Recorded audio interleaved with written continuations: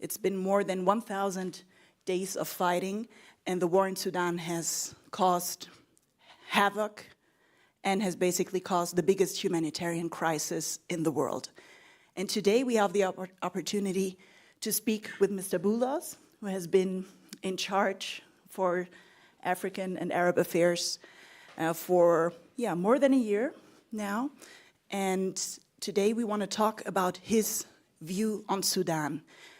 Everybody that I've been talking to has been saying 2026 is crunch time for Sudan. This is the decisive year for this country.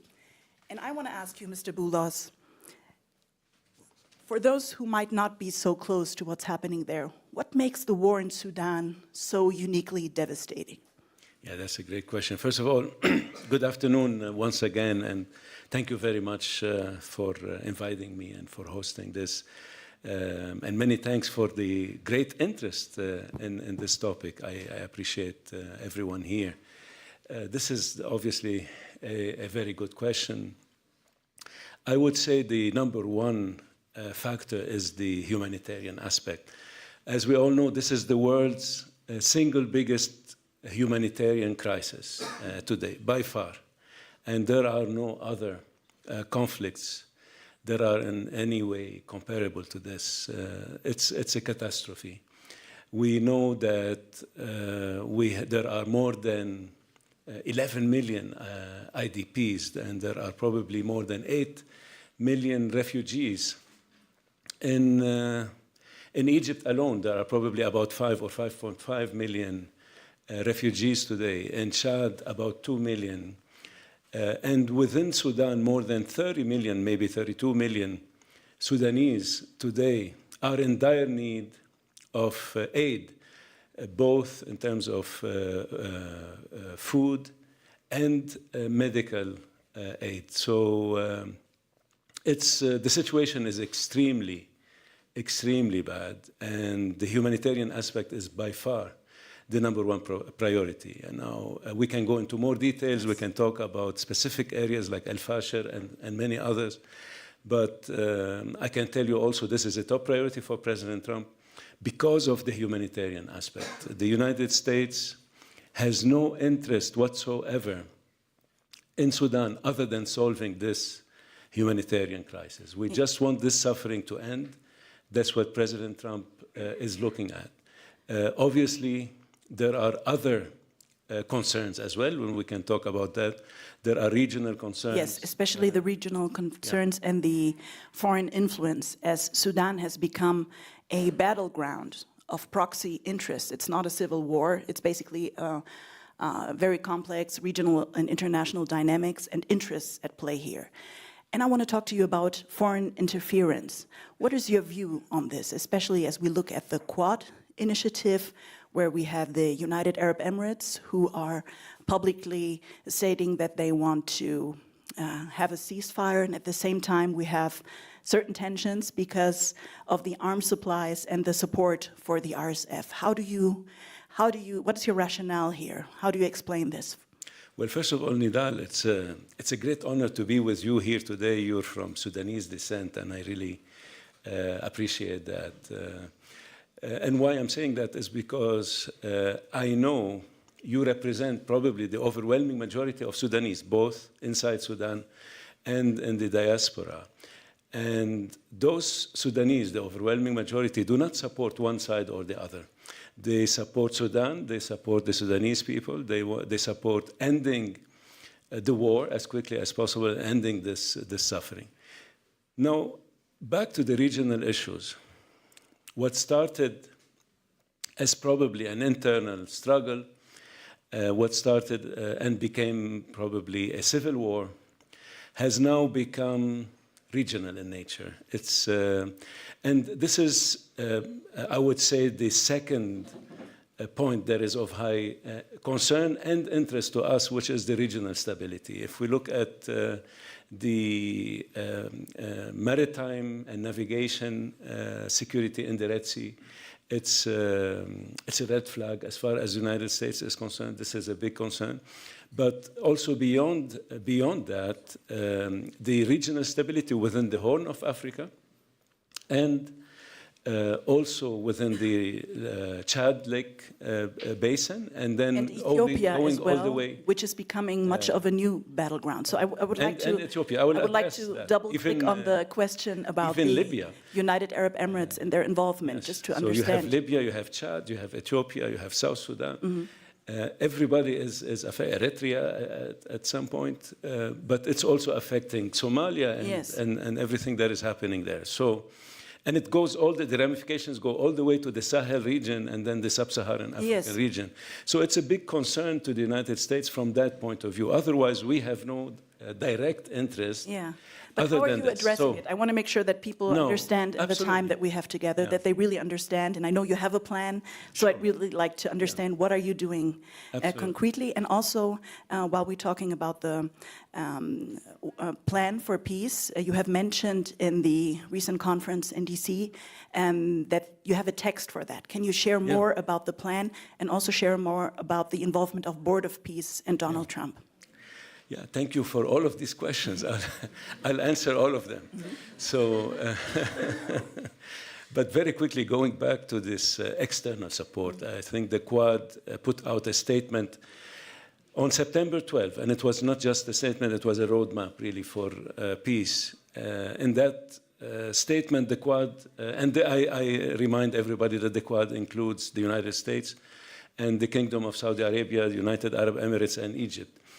The statement was quite clear on this aspect, on this issue of external support. We all know that there is external support today on both sides. And it's unacceptable, really. It's unacceptable on any side. And are there red lines from the U.S. perspective? Yeah, as far as the U.S. is concerned, we started by imposing sanctions. I mean, we rolled out a number of sanctions. Some people may have forgotten about those. The most recent set of sanctions had to do with this sort of thing. It had to do with the Colombian mercenaries and companies that are facilitating, and individuals that are facilitating this aspect of Colombian mercenaries. But there are many other aspects of this support, again, on both sides, and they're coming from all over the place. I'm not here to name names today. Why is that? Why is that? I'm not even talking about the actors now. I'm talking about the sources of those items or supplies that are coming. I'm talking about the supply chains. Generally speaking, when we sanction, we try to start by sanctioning those supply chains. And we started, for example, with the issue of mercenaries. But we have a number of tools that are available at our disposal that we can use. And Mr. Boulos, thank you for giving us this view. I want to return to the question of the peace plan. What are the next steps, and how's the involvement of the Board for Peace? I think people here would be very curious to hear from you. There's no doubt that this has taken too long, and we would like for this to have been resolved yesterday. And President Trump has really amplified his personal interest and involvement in this. And is he still personally involved at this stage? Absolutely, absolutely. He amplified this, I think, back in November during the Crown Prince's visit to Washington. We had been working on it for at least 6 months prior to that, but it was really amplified. And his directives are to find an immediate solution to end this war, but above all, to end the suffering. So we've come up with a plan. And now, I'm not speaking on behalf of the Quad here, but because, by the way, I have to say this, we're working with many other countries and groups and organizations. Besides the Quad, there are many other countries that are interested. First of all, there are regional actors. So we are engaging directly with those regional actors that are affecting, in one way or the other, the conflict, or that are affected by the conflict. And some are both. Yes. So we're working with many regional countries, including Libya and Chad and Ethiopia and others. And are you already thinking about the implementation of what is in the plan? Absolutely. But just to mention a few other countries besides the Quad that are very interested and are actually doing. I'm afraid we're running out of time. We're running out of time, and I want to make sure we use the last 2 minutes to also ask you about the Berlin conference. Yes. What are your expectations for the International Foreign Minister Conference happening on April 15th in Berlin? We look forward to the conference. We are co-hosting this conference with the quintet as well, which we highly appreciate. We highly appreciate the role. We also appreciate the role of the UK and Norway and Switzerland and many others, Turkey and Qatar and many others that are working. So we would like to also go to the UN Security Council with these plans. So it's Board for Peace and then a Security Council? Yeah, we would like to start with the Security Council first, get a resolution, and then the Board of Peace can come in as well as a complementary measure only. Okay. Yeah. I have 2 questions left. You mentioned Turkey and Qatar, and we, in general, we discuss a lot, is the Quad and the current configuration, the configuration for the future. Are you considering expanding the Quad and for Turkey and Qatar? I think practically it's been expanded because many other actors are really involved and helping. We shouldn't forget about the political track. I think it's the single most important. Of course, we have the humanitarian truce as a priority, but then the political track is extremely important. And I wish we had more time. Yeah, maybe just because you have a very vibrant civil society, and you're probably one of them.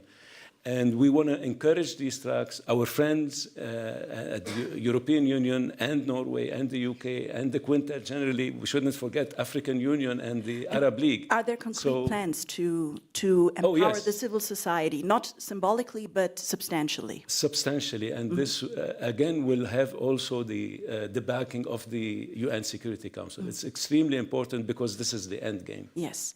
Talking about endgame and the civil society, which is it's the backbone of Sudan and the war. What is your message to the Sudanese people, to the Sudanese civil society as we speak today? I think they should not be... No, you can address them directly. They should not be afraid. They should speak out. We know that the overwhelming majority is fed up. They want to solve this, and the only way to solve it is through this national dialogue, which should be comprehensive and should be all-inclusive. And we want all of these groups to be represented. You know, as the United States and most of our partners as well, we have issues with the Muslim Brotherhood, but outside that, we have no other issues. We encourage everybody. This is not a US initiative. This has to be a Sudanese process. Our role is to provide support and work with these groups and provide any sort of help or assistance they may need. But it's a Sudanese process, and the solution will be a Sudanese solution to ultimately get to this civilian-led government. And so this is the most important transition process that we have to help the Sudanese. And the Security Council will also provide the backing and the cover for this to get through this very important transition to a civilian-led government. Unfortunately, we have to wrap up, but I want to let you go with one question, Mr. Boulos.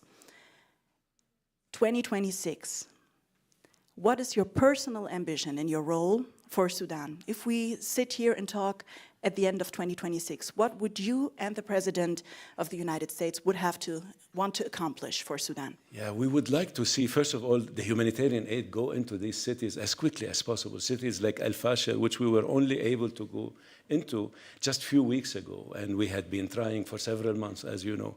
We want aid to go in. We want these 30 million Sudanese to get food, to get the medical care that they need. And we're working with the ICRC and all the other organizations, and I want to really appreciate their role. This is our top priority. After that, we would like to see this transition. Hopefully by the year end, you could have transition, but this is a decision for the Sudanese to take. Our role is to support. Thank you very much, Mr. Boulos, for your insights. It's well appreciated. And thank you very much for your interest in this session. Thank you.